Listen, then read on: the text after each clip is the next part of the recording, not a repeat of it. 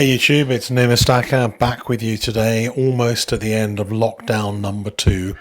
And I thought I'd bring you today a little variety. So some things from my post bag and also some mega results in the second half of the video.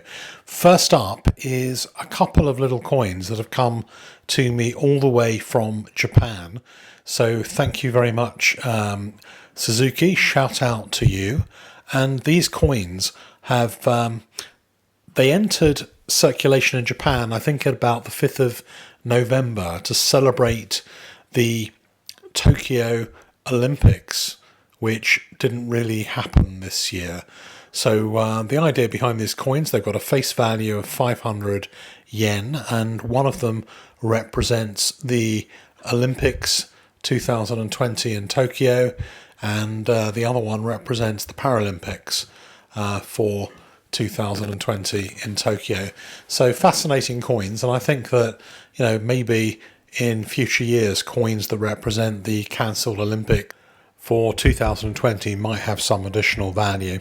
I know that I'm busy grading or submitting for grading a Cambodian coin for the Olympics 2020, and there's people sorting away the Team UK Olympics coins for this year as well. But these two are pretty cool coins, and they should get to NGC just in time to get a first releases designation on them as well. So pretty nice, and something a bit different for the channel, which is nice to be able to bring these coins to show you. Probably very few of these ever get seen outside of Japan. So thank you very much once again, Suzuki, for sending me those coins in the post, and as you can see, they were received safely. One more to show you.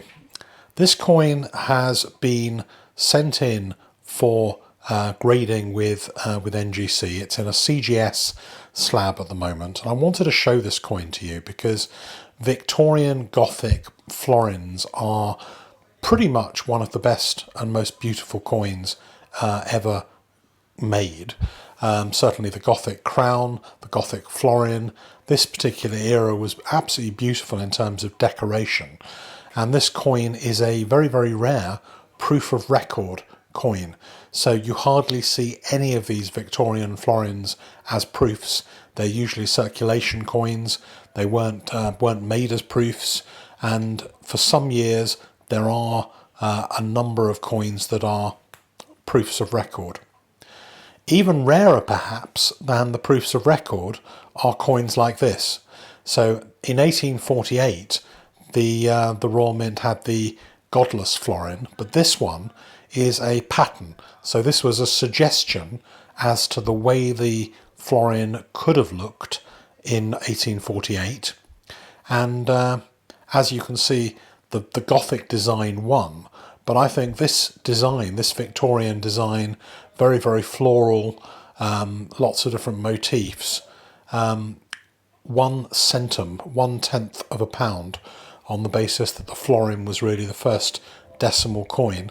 But I think that design is one of the nicest designs that's ever appeared on a pattern British coin, and what an amazing delight to have that to take a look at before it goes off for submission to NGC.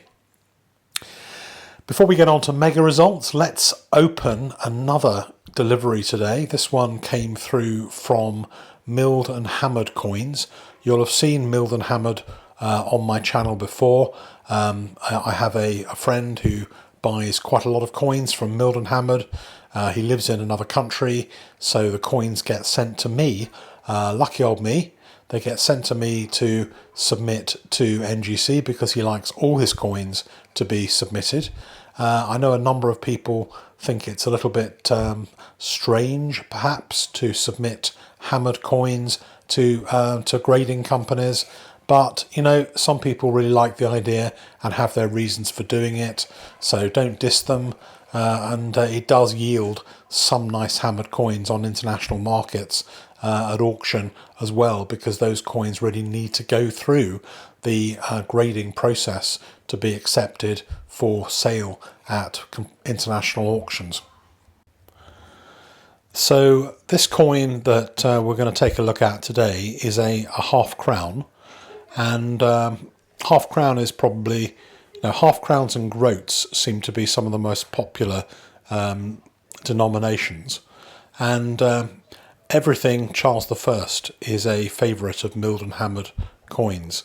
So and they are building a pretty good reputation for finding some of the highest quality coins. Sometimes they're not expensive. I mean, they're not cheap.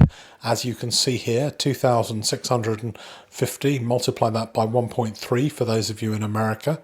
But what you have is a really nice, genuine Charles I Ebor. Ebor is York Mint. So this is from Charles I at the York Mint. Hasn't been cleaned. You can see the toning is lovely. Charles on horseback, like the big portrait of him at the time that I saw a couple of years ago at a major Charles I exhibition. But everything you'd want out of a half crown is in this coin. A really, really nice one for a collection. And this is also one that should grade well as well. I know it's sacrilege to some people. There's a lot of talk of taking coins out of slabs and putting them back in wooden cabinets, but I don't see anything at all wrong with grading these kind of coins. For all you guys who like the idea of getting a really good quality coin, Royal Mint coin particularly, then thecoinconnection.co.uk is your place, and the magic promotion code is Carl for November.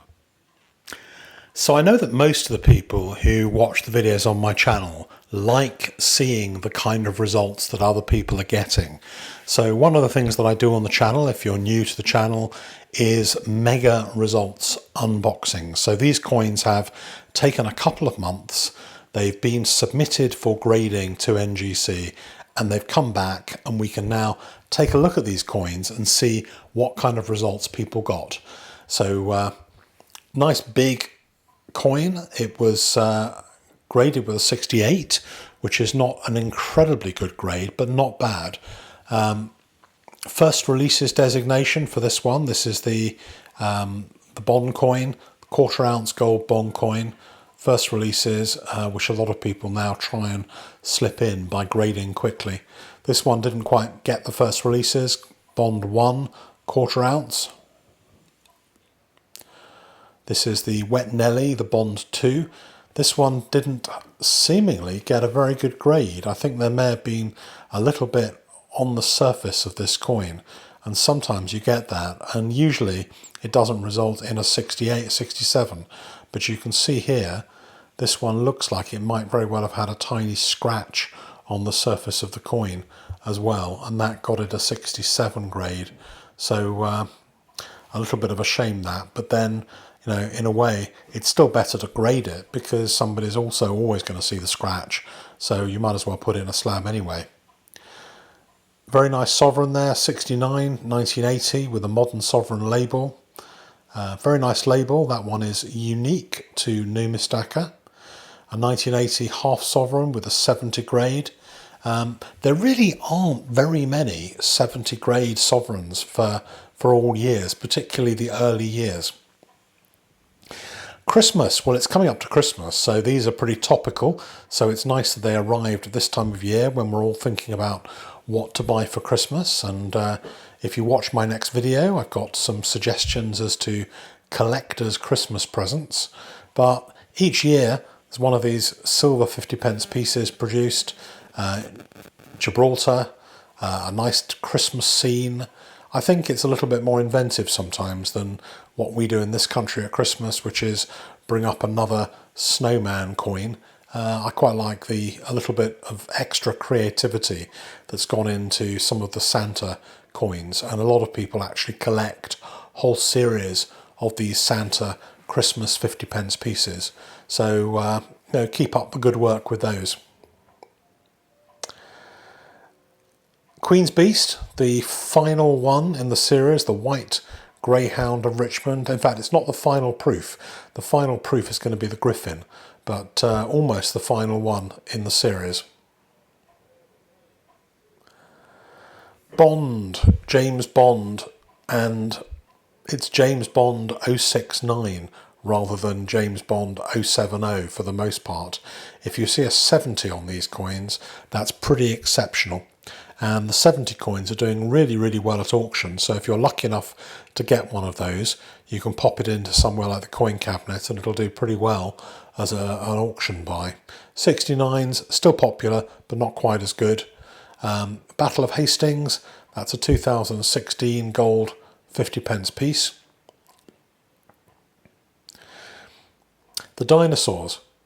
The Royal Mint issued 3 dinosaurs last year, and there will be 3 more dinosaurs this year, next year, 2021.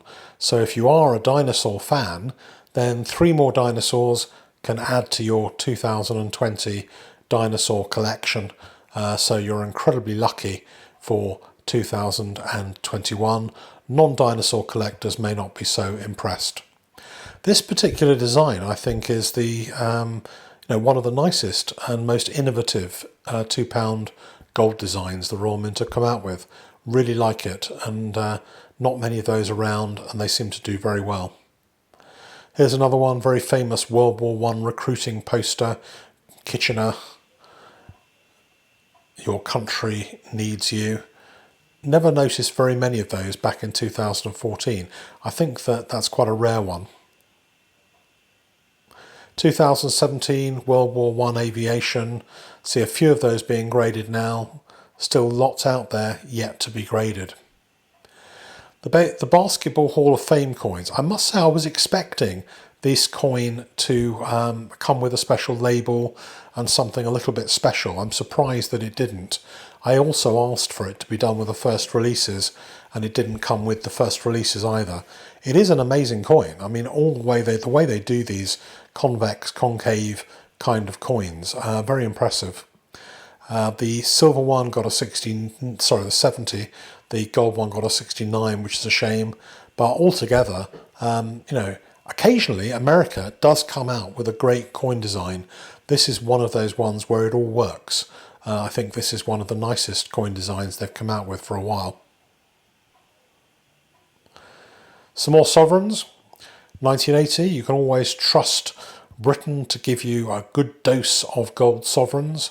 Lots of different monarchs on the back. Well, lots of different heads of one monarch on the back of most of them. And if you're lucky, PF70s. But it's the one thing, or one of the things, that Britain is famous for, alongside red buses and red telephone boxes, beefeaters. We have sovereigns too. Which one do you prefer, guys? Do you prefer the GB label or the modern sovereign label on the sovereigns? I'm seeing more and more people choosing the modern sovereign label. I personally think that the modern sovereign label looks a lot better than the GB label. There are some coins the GB label, Houses of Parliament, looks good on, but sovereigns isn't one of them. The kind of red kind of clashes a little bit, I think, with the gold.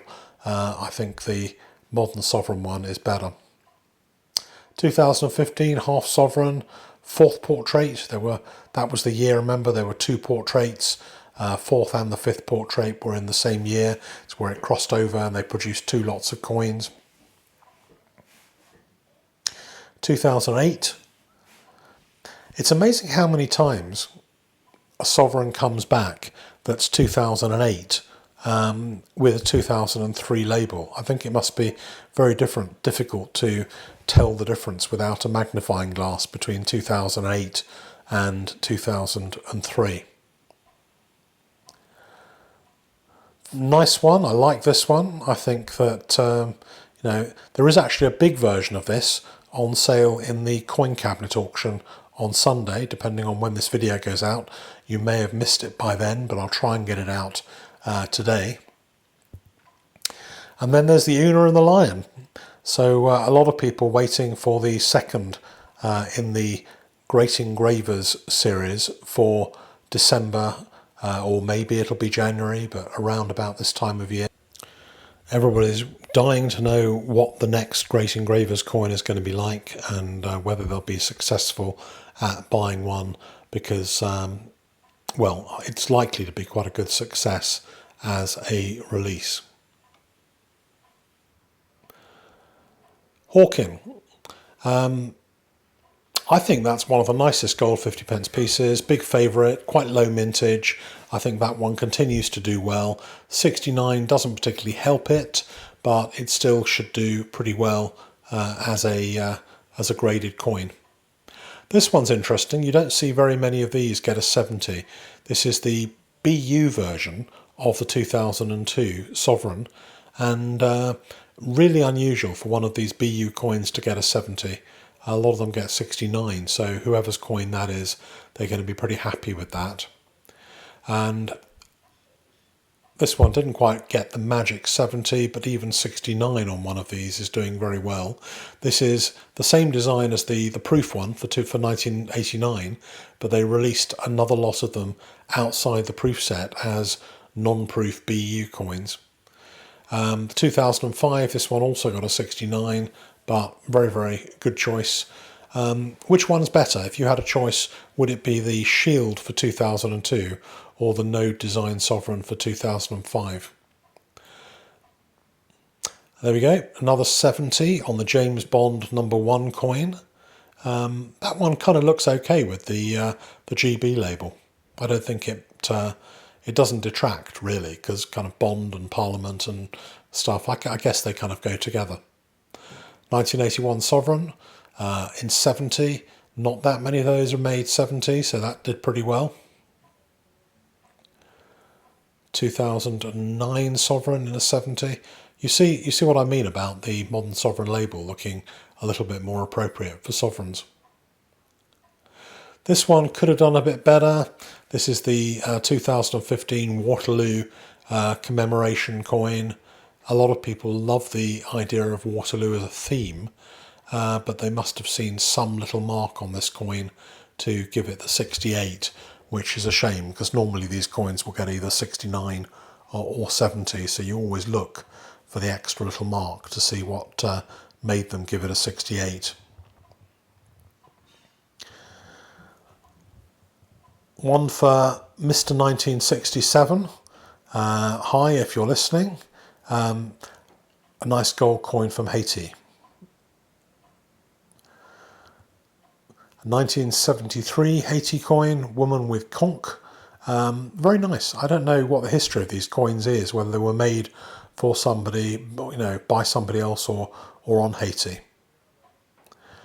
The Olympics. This Team GB Olympics coin, I don't think the mintage of this is that high, and it's not one that I come across very often for grading.